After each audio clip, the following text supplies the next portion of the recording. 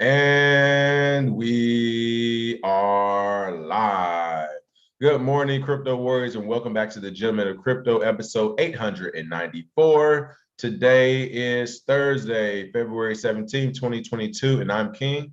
I'm Bitcoin Zay, and we are here to bridge the gap between cryptocurrency and the community, Monday through Friday at 10ish. At 10ish, and today is a 10ish day. That's my bad, y'all. That's on me. That's on me. But today's top story is crypto is like a venereal disease and should be banned, says Charlie Munger. UAE reportedly plans to issue federal crypto license for VASP. VASP, 4% of crypto whales are criminals, and they have $25 billion among them, says Chainalysis. Nayib Bukele has a message, it looks like, to the United States Foreign Relations and to boomers and flower power. Bitcoin miner heats greenhouses in the Netherlands. But first and foremost, what is going on with those prices, Bitcoin, Zay? Oh, yeah. So looking at our prices for today, Bitcoin is sitting at $42,281, down 3% today. Ethereum at $3,008 is down 2.2%. Binance Coin at 417 is down 1.7%. XRP sitting at 80 cents is down 0.83%. Cardano at $1.06 is down 1.25%. Solana at $98 is down 1.5%. Avalanche at 91.67 is down 1.4%. And rounding out our top 10 is Terra Luna at 55.20, down 1.8%. And our biggest gainers for today, Shiba Tobi at 513% gains. Catcoin up 326% for my cat people. And they moved on from Shiba Inu to Spook Inu now, up 265%. These are basically just rolling pump and dumps at this point. I mean, Jesus Christ, look at the names. But also, too, one thing about price, we have seen a lot of sideways movement with, a couple upward thrusts as far as price with Bitcoin. But one thing I want people to pay attention to is in the last 24 hours, these are the outages that were reported at midnight in the last 24 hours. This is Scotiabank. This is all in Canada right now. We know the protests are going on, and there was a lot of pushback against the Emergencies Act, which we discussed yesterday, where they were trying to confiscate anybody's crypto or shut down bank accounts. All of a sudden, we see people talking about a bank run, Scotiabank, up 24 hours. RBC outages. Look at this. They never have outages. All of a sudden, let's see, BMO outages. Never really shot up last 24 hours. And TD Canada Trust outages in the last 24 hours. Shot up. And if you need to see how this works in action, this is the Coinbase playbook. Anytime the going gets rough, the company. I was thinking the same thing. I was letting you finish. Exactly. This is all it is. Anytime you see an outage, Robinhood, the outage that came as soon as they started raising the price with GME, all of that comes as a result of exchanges manipulating price. They understand that if a huge wave of people show up at the bank and they try to take their money out at the same time, they don't have it. I've heard of long lines at ATMs. I've heard of people trying to get their money out of banks and they're turning them away. All of that stuff can push Bitcoin's price once people realize you're going to need Bitcoin to buy food in the future, or you're going to need Bitcoin to buy shelter. Once people get to that realization, whether it takes the next year or two, I think that this could be a catalyst. So make sure you pay attention to that as far as price. Hey, you know what? Hold on. I got to do this.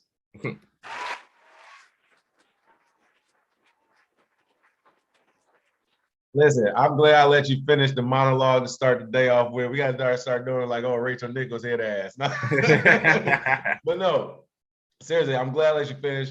Of course, you already know those are some of my talking points too on the matter as you were going. I was like, oh, let me at them. You were killing it.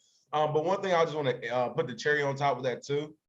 In the past, one of the things that worries people about change, because that is what this is about, like, okay, what happens? Like, all right, Bitcoin's Zay and King, crypto's here to stay, Bitcoin's here to stay, dollars going to be crashing or wherever. What does this mean for us? We still have families. We still go to work. This is a scary time. Not really, people, because here's the deal. For one, it's two types of people out there. Either you have enough money to already heavily buy into Bitcoin and other cryptocurrencies, or you don't, right? If you do, you should already be kind of switching that portfolio percentage, right? At this point, I mean, even if you're conservative, I would make it 50-50. Of course, this isn't investment advice. This is as a stakeholder, 50% in the US fiat system and 50% in like Bitcoin or just the crypto system, ecosystem. And the reason why, because if something aggressive does happen, like a bank run, or people do get scared of the dollar and it starts to crash, or you can't get access, to your dollars, your capital. We are now living in a world where it will not be difficult to swap all systems over to cryptocurrency, right? So whereas before, if it was a bank run and all this other stuff, we're still using the dollar for everything. It's still like, oh, how can I get dollars? How can I? Now it's like, okay, let's say a bank run happens or banks close down, all this other stuff. Literally overnight, for one, a bunch of businesses are already digital because of COVID. But even the ones that aren't, literally overnight, there's now point of sale systems. You can use your cell phone, internet websites. There's so many things to say, fine, whatever, banks aren't working. We can't use dollars. We'll be taking this capital loss up front for those who didn't buy into Bitcoin and cryptocurrency. But as it continues, like literally for the rest of today and tomorrow, we'll just do all our transactions in Bitcoin and or cryptocurrency. And literally, we can do that now with our technology. So it's not all, doom and gloom if this does happen, even in the US or even for Canada, now that we have an alternative way to the monetary system. This is crazy. Crazy times we living in, man.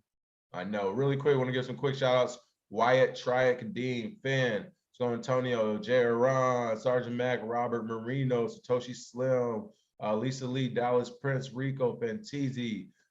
Thank you for the tip. Wisdom Bar said, love your show, even though I have skepticism. It's more healthy questions, less about knocking it. Still a believer in it and have some crypto. There we go. Like I said, hey, even if you're on the fence or whatever, at this point, it's just about diversifying and mitigating risk for what could come. And yes, Mr. G, the recycling guy, Bitcoin Zay has it pulled up, said Charlie Munger had a lot to say about the dollar the other day. We'll be talking about that. Really quick, want to give some shout outs again. Shout out to iCoin wallets again, iCointechnology.com. I did realize we didn't put that in the description after the show. Some of you asked about them. Some of you say you're ordering them to do your own deep dive, so we appreciate that as well. Make sure you leave your feedback in the comments and all that good stuff. But it's iCointechnology.com, and that description will also be in the video. Also, be on the lookout today for a couple of sponsored videos to possibly come out about some projects. And at 10 a.m. PST, we'll also be doing an AMA with ScareUp Finance. So ScareUp.finance, another new project in the space. Again, this is what, and I'm not calling their project this, but this is what dumpster diving looks like, people. This is a way to do it. You can either go to exchanges or check out some of these sponsored posts we do and see if you can find any of the diamonds in the rough. All right, other than that, let's get it started. Crypto is like a venereal disease and should be banned, says Charlie Munger. I guess what they say is true as far as like the nursing homes, about them having STDs and stuff. Because how old is Charlie Munger? Isn't he like for real? 98. Like, Charlie Munger is 98. Is he like he's 98 years old still talking about VD? Like, bro, what? Hey, you a wild boy, my guy. Like, go ahead and give him a round of applause. My man 98 still talking about catching VD. Hey, he out here. That's what $1 billion do, y'all. Okay. That's right. Comments made by Warren Buffett's right-hand man and vice chairman of Berkshire Hathaway have gone viral for their imaginative depiction of cryptocurrency. What is going on here at Bitcoin Zay? Well, first, I know Charlie Munger got roasted in school because his roasts suck. His first one was Bitcoin is rat poison, and then rat poison squared, and then now it's VD. I mean, what are we talking about? Crypto crabs here? Come on, Charlie Munger. He's really showing his age here. He says he's 98. I think he's like 142. The only thing keeping him alive is young kids' blood, it seems like. But Charlie Munger, the ancient vice chairman of Berkshire Hathaway and Warren Buffett's right-hand man, has no issue with providing his honest thoughts on cryptocurrency. He hates it, of course. Owner of fax machine company, hates email. Who cares? Speaking at a shareholders Q&A session at the annual meeting for the LA-based newspaper Daily Journal Corporation, the 98-year-old investing icon linked crypto to a sexually transmitted disease. I certainly didn't invest in crypto. I'm proud of the fact that I avoided it. It's like some venereal disease. You are 98 years old. Nobody gives a shit what you do with crypto at this point. Your word means nothing. And the group of people he was talking to, people forget these investors, they want to still impress their friends who are investors as well. So within their little old man club, they're like, it doesn't make sense. Why would you get into crypto? So yes, and this is the same people that didn't even invest in internet back in the day. So you got to understand. And they try and get people to try and say, hey, you can do the same thing I did. I invested in Coke in 1965. Well, Charlie and Warren Buffett, none of us had that opportunity, and we didn't have the money you did. But in a securities filing late on Monday, Berkshire Hathaway disclosed that it had increased its exposure to cryptocurrency by purchasing $1 billion worth of Nubank stock, Brazil's largest fintech bank, which is popular among Brazil's crypto investors. So they invested in a neobank, which uses cryptocurrency. So even if they don't like it, they don't have a choice because everything they invest in is going to use it at some point. So by default or by proxy, he's still investing in the crypto market. That's what we mean by game theory. Even if you hate it, you still got to support it. Well, isn't that crazy? You can't avoid it. You can't get away from it. So Charlie Munger, definitely Dino of the day, Dino of the week, Dino of the year. And this is a hilarious tweet right here. If you want to read that one, I'll bring up the video. This tweet says from CR1337 says, when Munger was born in 1924, Lenin died, the Ottoman Empire ended, which is crazy, really, when you think about it. Wow. Disney created the first cartoon. IBM was founded in New York State. The US president delivered a radio broadcast for the first time. But sure, let's listen to him talking about Bitcoin.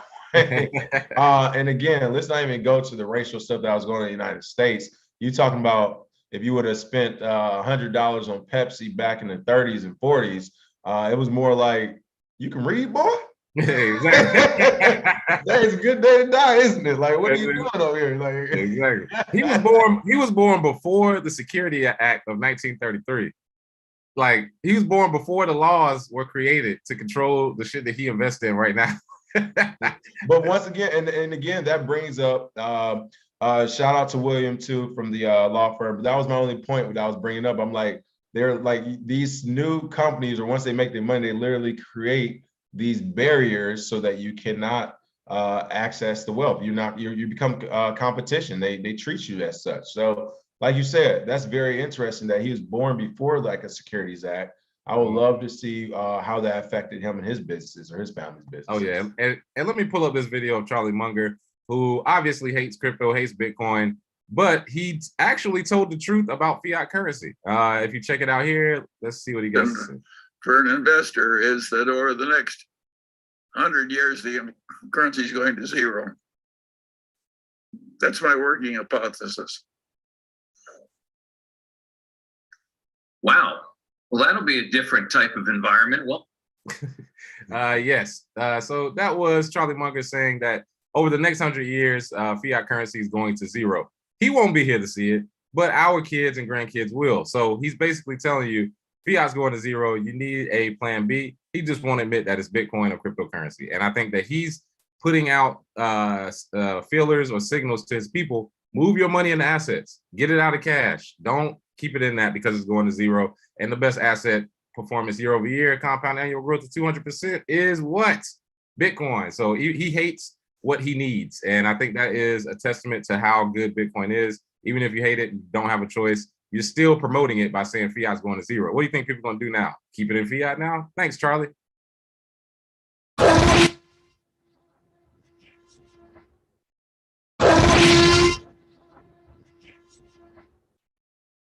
Yeah, I mean, honestly, Charlie need to get on stage with the Big Connect guy.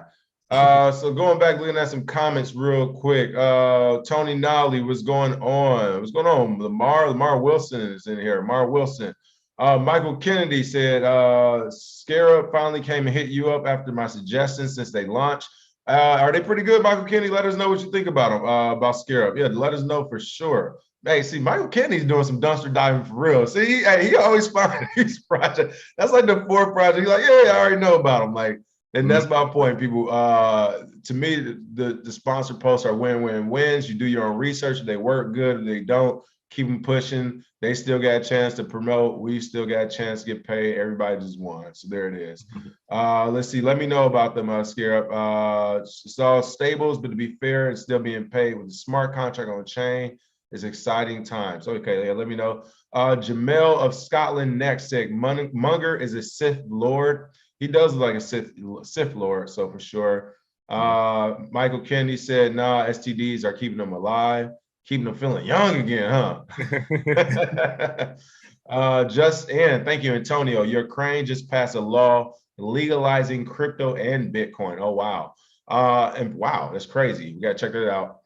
And again, goes back to that point of the missing money or the BTC, or was it the money, Bitfinex, the whole thing with Bitfinex. Next thing you know, Russia makes it legal. The whole war about Russia, Ukraine is made illegal. There's some weird stuff going on right now. Oh yeah. It's a lot going on. This comment section is hilarious right now. Yep. So I'm not even well versed on Scare Up myself. So that's why we're gonna have him on the AMA today. And hopefully we can reel him in for a review too. So we'll see what happens. All right. What else is going on in the news besides that breaking news? UAE is in the news again. UAE reportedly plans to issue federal crypto license for VASP. There it is. Bitcoin Day. What's going on with the UAE? Oh yeah. So the UAE, they are issuing federal crypto license for what's called virtual asset service providers. We got a new acronym now. First was CBDCs, you got DAOs, you got whatever else. Now we got VASPs, and this is them reportedly in the final stages of the legislation that would allow digital asset firms based in the country. And of course, we've discussed this before. The UAE government, they haven't, been against it, but they just want to make sure they control it. They've been working to form laws and pave the way for this to happen over the past few years. And the newly reported crypto licensing and mining legislation could be one step closer to that.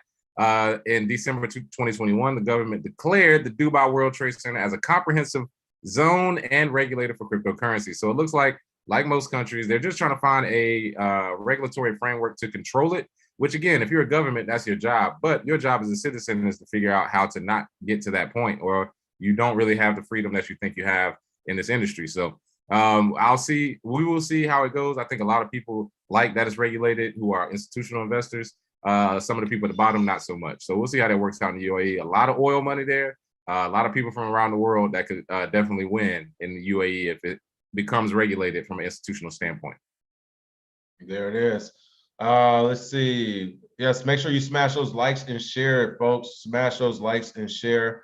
I'm not seeing much response. Let us know what you think about this. VASP, already forget about it. Always forget about it. But it's crazy because, like you said, not only are they already establishing these guidelines for them, but they're going to be similar countries that are going to essentially use this as precedent, especially in the UAE where they're leaders in that region. But remains to be seen there. All right, this is kind of crazy, this story we thought earlier, folks. 4% of crypto whales are criminals, and they, I'm assuming, own $25 billion among them, says Chainalysis. Before we get into this story, do you all literally remember us saying a day or two ago how Chainalysis was the feds, and that they also, you also have to take what they say with a grain of salt because of the people they are literally in business with and get paid from. They get paid from the United States government as well. So this report defines criminal whales as private wallets that hold more than $1 million worth of crypto, with more than 10% of their balances coming from illicit addresses, as they call it. And again, there's many ways to say illicit addresses. They're not all just scams and hacks. It could be, and here's the thing: the people, the people who are allowed to say what addresses are illicit, more for the most part, are like the centralized exchanges, right? So essentially, you have a group of people who are pointing out addresses that they feel are illicit. And technically, those addresses just could be from people saying, hey, why can't I get my crypto off your exchange? What's going on? It's like, you know what? This is too much noise over here. This is an illicit address to me. Like, who knows, right? But that's what they're saying again. Chainalysis data shows that 4,068 criminal whales, roughly 4% of all whales, are holding more than $25 billion worth of cryptocurrency among them. The blockchain analytics firm defines criminal whales as any private wallet that holds more than $1 million worth of crypto, with over 10% of the funds received from illicit addresses tied to activities such as scams, fraud, and malware. The data is from the criminal balances section of the Crypto Crime Report, which explores criminal activity on the blockchain from 2021 to early 2022. The wide-ranging report also covers topics such as ransomware, malware, darknet markets, and NFT-related crime. Now, again, I hope that these analyses are objective, but again, it has to be taken with a grain of salt at this point, coming from Chainalysis. What are your thoughts on this story? Oh yeah, so you got to read the fine print when you read this sort of stuff. Right here, when it says that the $1 million worth of crypto with over 10% of the funds received from illicit addresses. So that means you could have 12% of the funds sent from illicit addresses, 88% could come from just fine addresses. That's criminal. So I think they cast a wide net here, and they cast a wide net and they still only caught 4%. That's what I'm trying to explain to people is. That is a good point. They raised the crime level up to a point where it's basically if you received any money from an address they don't like, they call it nefarious addresses, which again, that is messing with Bitcoin's fungibility, because if my Bitcoin is not the same as your Bitcoin, we're not fungible anymore because they're trying to blacklist addresses. The biggest thing with this is they're trying to say that people that got over 10% are criminals. So they already started off wrong. And then on top of that, when they talk about scamming, when they talk about malware and all of those types of things, Bitcoin is probably the worst cryptocurrency to try and use to get ransomware. You probably want to use Monero, or you probably want to use some other coin that you can't find, or you push it through Tornado Cash or something. So again, this analysis I think is disingenuous. They have to put out something, and when Chainalysis has to go out and figure out where the money is moving, they got to come up with something. It wouldn't look good if they came out and said, "Oh yeah, only people who receive over 50% of it from nefarious." It'll probably be like 0.001%. Because before, remember they did a report, it was like only 0.3% of nefarious. They lowered the levels of which they were looking at, because that's not big enough for them to actually go after people. They need 4% or 10% to make it seem like, all right, we got to start going after them. So just make sure you read the fine print, people, and they are the feds. So at this point, Chainalysis is doing whatever it takes to keep that Fed money rolling in. So even if it means saying half the industry is criminals, and again, criminals can be subjective, that's what they're going to do, man. So don't take it too hard. There it is. And you know what, like I said, take it with a grain of salt. I kind of figured, but that makes sense with what you said with the percentage swings or whatever, and how they had to kind of make that longer or whatever. But I mean, at the end of the day too, have we ever kept track of illicit dollars? I mean, I know they put tracking numbers on dollars when it's like sting operations, but really, dollars, come on. Like, who knows what money in their pocket has been used in what crime? So again, this is, like you said, this is a way for it to make it to mess with the fungibility of it.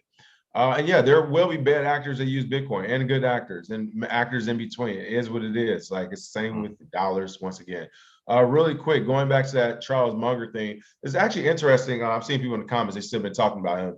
It's actually interesting that he said in 100 years, the dollar or all currencies will go to zero, because Bitcoin goes to the year, what, 2140? 140. So that kind of like lines up a bit. That's kind of crazy he said that. So yeah, yeah, it's very interesting. Very interesting times for our kids. Kids, is that who's going to be? Something like that? Mm-hmm. Oh yeah, it's gonna be grandkids. We won't be around to see it, but yeah, great grands, maybe. There it is. All right, we got to talk about Bukele. Nayib Bukele, of course, the president of was it El Salvador? I always get it wrong sometimes. All these countries, and man, people be talking about times. There's not many times I have set up for different regions and countries around the world, and man, Asian trading period, UTC time. Pacific back to I East. won't lie, this last 2 weeks it caught me. I'm trying to get back on basically the new steady schedule is like a deployment schedule. It's like, bro, it's gonna be 18, 20-hour days again. Like, it's no sleep right now, just 24/7. But okay, Nayib Bukele tweeted, "Okay, boomers, you have zero jurisdiction on a sovereign and independent nation. We are not your colony, your backyard, or your front yard. Stay out of our internal affairs. Don't try to control something you can't control," and winked out. Yeah. And that was to the United States Senate Committee on Foreign Relations. Now, first and foremost, shout out to the boomers, because you all actually make up about 12% of our channel. So we love you too, okay? Hey, no, there's no shade. But seriously, he's really directing this at the Charles Mungers of the world and those who own entities, or I won't say owned, but have strong sway over entities like the United States Senate Committee on Foreign Affairs or Relations, which of course, like those type of entities with the World Bank and all this other stuff, is really just shifting money around from different countries. If you really look at if you really follow the money, that's what they do. Which is why he's actually saying this. It goes back to some of the articles and things we've been talking about. I'll let Zay hit on, where essentially was the IMF and a couple other people was like, hey, we're going to be pulling your funding if you keep up with this Bitcoin program. And this is finally his response. So why is he directly responding to the U.S. Committee on Foreign Relations? And I guess who are some other people in the past he may be responding to right now as well? Oh yeah. Well, Bukele has basically been in war with the IMF. If you know the IMF, the World Economic Forum, the IMF is trying to give them, I believe, a $2 billion loan, which that is how they keep most countries under their thumb. They give them a big loan for your infrastructure, but you can never really pay it back. And the only way to pay it back is to take out another loan. And that keeps you perpetually on the hamster wheel. It trickles down to your citizens. So they always have to continually work for the same pay, but continue to pay taxes. And you end up paying back the IMF and all these other big entities. El Salvador and Bukele has basically gotten to the point where, like, look, we're a small country, we're independent, we don't need you, leave us alone. Now think about this, people. How come whenever you tell somebody leave me alone and they keep trying to get at you, if you've ever been in that situation in real life, they sounds like sexual harassment to exactly. me. So hey, let's go there. California, let's go there. Sounds like harassment. No, he said no. Yeah, no means no. Leave it alone. He doesn't want your money. He wants VD like the rest of us. he wants to keep his VD. Way to loop it back. I love it. But that's the thing is, a lot of people are starting to say Bukele pushing back. How are you on the side of the IMF? That's what I'm saying. Like, people may not like Bukele, but I'm definitely not on the side of the IMF or World Economic Forum or United Nations or anybody that's trying to coerce him into taking this money. And unfortunately for him, he's going to continually get this pressure as Bitcoin succeeds. I can only imagine when Bitcoin's 100,000, 500,000, a few years from now, and his country is thriving. They're going to basically have pie on their face, sort of like the NBA, how Kyrie decided, I'm not getting the backs. And now they're about to get to a point where they're about to get rid of mandates and Kyrie's going to come back scot-free. Like, pushing back may hurt at first, but at the end of the day, you always end up the winner. So I think Bukele is doing that now. And again, people always talk about democracy and governments. Hey, if you want to believe in the facade that they call democracy, you can. But if you actually look up the best type of countries, it is a benevolent dictator. It is not democracy because it's too many cooks in the kitchen and it's too much power for the government. Benevolent dictator, a dictator actually knows what they're doing. They actually end up getting more stuff done very quickly. And Bukele pushed this Bitcoin stuff through. Remember, this was only like last year. Remember, this El Salvador was a year ago. So he's already has this generated volcano mining, not only that, taxes, Bitcoin bonds. Come at me, bro. That's basically what he's saying. Come at me, Boomer. Not only that, I've been on record saying, I'll go on record saying again, and it is what it is. It's mean, but it's true. I'm sorry. No, I'm not sorry. I don't agree that a literal crackhead's vote should be the same as mine. I strongly disagree. I just don't understand how that adds up. I don't think my vote should be the same as a senator who has access to top secret information I don't know about, nor should their vote be the same as a president who has more information to say, like, you know what I mean? It's just like, yeah, like all votes aren't the same. It just is what it is. Slippery slope, I know, but we got to figure out a way to codify this. I don't know. It's got to be like a checklist of things to codify that aren't too hard for like just the normal, like do 10 jumbo jacks. All right, you can do that. Like just something like simple stuff. 2 + 2 = 4, yes or no? Get them in their emotions a little bit right there with that question, right? All right, what else have we got before we get on a tangent? Shout out to President Bukele. I mean, literally just looking at this Twitter and these responses. This was retweeted about 5,000 times. You had 21,000 likes. Those are people. Those are voting citizens. Some of those people look like they were Americans who have the same stance as us, whereas it's like, hey, we need to be minding our own business anyway. And others are like, yeah, this is, a millennial president. This is what it looks like. I mean, like Bitcoin, they said, no means no. It's really that simple. No means no. I thought that's what the rules we were going off of. Like, why are you pestering this man? It's crazy. Yeah. On one hand, Bukele is trying to give his citizens Bitcoin. On the other hand, we got Justin Castro over here enacting the Emergencies Act on Canadians. Doesn't make any sense. It's crazy. Wow. Who's Bitcoin is for peace. That's what I'm saying. Bitcoin is for peace. Fiat is for war. There it is. Max Kaiser, shout out. 5252crypto.com. Thank you for the tip as always. Good morning. I'm late to the show. Crypto educating a barista. There we go. You gents killed the conference yesterday. Hey, thanks. Hey, for those who came to the Cincinnati conference, business conference yesterday, We Mean Business conference. Thank you. That was a pretty cool conference. Yeah. 2 hours of straight game. Wow. Thank you. Like, share, and sub. Buy the masterclass. My ninjas. LFG salute. Much appreciated. 5252crypto.com. As always. Yeah, for sure. Dan and Dana, shout out to you. Boomer, have a lot of the money have a lot of money in the US, do what I say, boy. Exactly. And again, I get it. Even with our folks, it's not like Zay and I don't have our own families too, right? Like we have a ton of people in our family. We have a ton of older people in our family who we're trying to get over to Bitcoin and cryptocurrency, and they're still in the US dollar, even with us doing this every day, right? Now they see us on TV every now and then, like, oh, you still doing that Bitcoin thing, huh? Yeah, exactly. It must be real now. Yeah, as soon as you get on national TV, now it's real. Right. So we're trying to get our family caught over too. So on a serious note, we do get it, where it's just like if you are someone watching, even like who we had on here, you argue with or you debated with I can't think of his name on top of my head right now. XRP guy? No, the political more recent movement? one, anti-Bitcoin. Anti-Bitcoin, the political movement. Bitcoin, Jeffrey. So yeah. even Jeffrey, I mean, when I spoke to him personally, he was like, "Look, he's like, I'm too old for all that, man. Like, he's really like, I'm not going to see this before I die." And and from that perspective, I get it. I think you all still might be wrong on it because of the speed at which it's moving. We could possibly see this as being the future next 3 to 5 years. But I do get that point of view. So I only say all that to say, first of all, if you already are over a certain age and you're watching this channel, we know you know. So you're with us trying to fight and help everybody else as well. But I guess it's just finding that sweet spot to communicate with people of what would be considered a fair amount to diversify and to put in maybe as Bitcoin, as a stakeholder of Bitcoin, and not just a dollar. Because again, it hasn't happened, but we're starting to see these cracks. Like getting bank run in Canada, that's a crack. You got a young president of a country. I saw Satoshi Slim said this looks like the economic hitman is about to happen, but you have a young president telling the U.S. whatever it was, the Senate, Economic Senate, essentially like, hey, we didn't told your ass once already. Don't come back over here ask me again now. Over here, set tripping. All right, flower-powered Bitcoin miner heats greenhouses in the Netherlands. What's going on here?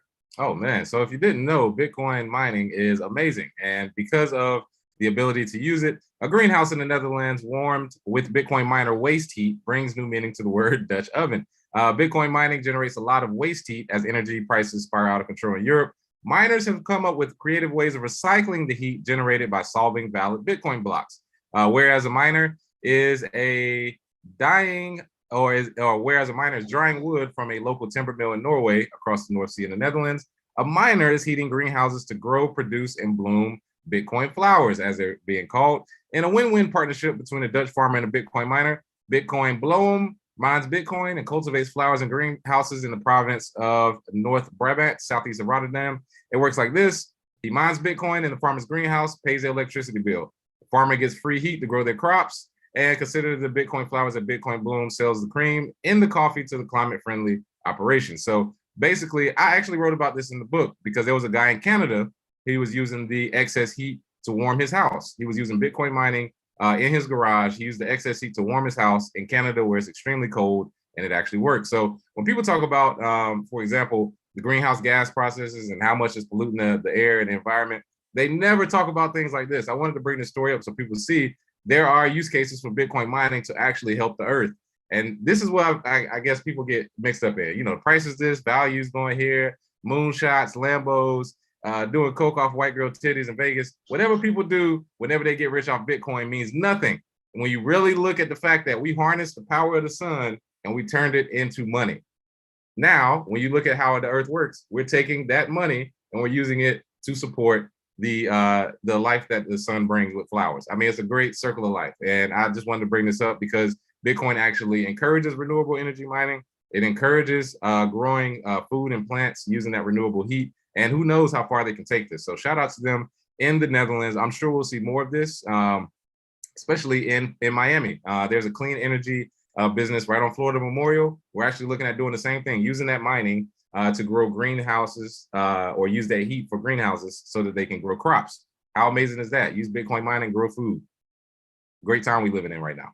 That's crazy. So again, that argument is about to be fully debunked. You can be like, oh, you mean the renewable energy we use to grow more trees in the gardens and plant some fruit? Yeah, tell us more about that. Nothing you can say. It's going to be crazy. Giving a shout out to Pat Stack, said that perpetual loan that IMF is trying to give sounds a lot like indentured servitude. Listen, what? You know, these credit companies, you know, some credit companies, you actually have to check to see if you can pay them off in full. Depending on your contract, they won't even let you pay them off in full because they don't want it. William Justice said, big rug pull coming in 401k and pension space. Woo, it's kind of scary. That's kind of scary. Oh, yeah. Let's see. Reno Gamble said, I am behind because my screen on the wall is slower than the chat room. There we go. Chat is lit. Yeah, I'm over here scrolling down the chat too. Let's see. I think that's about for the most part. Seymour Breezy, have we thought about pumping out how-tos for Bitcoin purchasing, NFT buys, altcoins, cold wallets? I would love to see a playlist or shorts with tutorials. Yes, we did. It's a masterclass. Make sure you all check it out. Yes. As far as like a YouTube one, I mean, no, we did it for the masterclass. We also we got a tutorial playlist on the channel. It's over 20 Yeah. videos with a bunch of the stuff you just stated. Everything but NFTs. We haven't done that on the channel, but it is in the masterclass. Yeah, that's true. I mean, we used to have a lot of tutorials, so those are still up. That is very true. Let's see, what else do we have? Yes, what is going on with the light tax? Appreciate that, Trek. Make sure you all smash those likes and share. Last couple of comments. Satoshi Slim, when a miner wins a block, does all the computing of other miners just get wasted because they didn't generate the block? Hold on, let me see one time. When a miner wins a block, does all the computing of other miners just get wasted? They didn't generate the block. No. I'm not really sure what he's asking there, but no. I guess what happens to the energy from the other miners since they didn't mine the block? Nah, it's not wasted energy because in order for you to play it, in order to win the game, you got to play. So it's not wasted. It's still generating, and it's mostly renewable energy. So there it is. But that'll be a good question. I also bring. So this Friday again, I'll be in Iowa for the mining farm. So we'll probably go live on Saturday or Sunday from there. So make sure you all come with mining questions for me this weekend. All the crazy mining questions. I will be with the experts. So make sure you come with those questions. Also, don't forget at 10 a.m. Pacific today, 10, 11, 12, 1. You know, can go off Eastern. 1 p.m. Eastern. We will be having the Scarab Finance AMA. We'll probably follow that up with a sponsor review as well. So check that out. Come with those questions. I saw a lot of Scarab talk in the comments, so that's always cool when, again, roads meet. So come with those questions. We'll be sure to ask them live.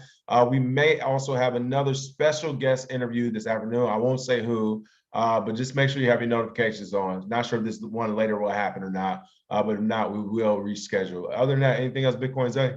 That's all for me. Happy Thursday, everybody. There it is. Make sure you smash that like and share. Shout out to Cincinnati, iCoinTechnology.com. Of course, those iCoin wallets. Be on the lookout for sponsored videos and posts, and we will see you all later.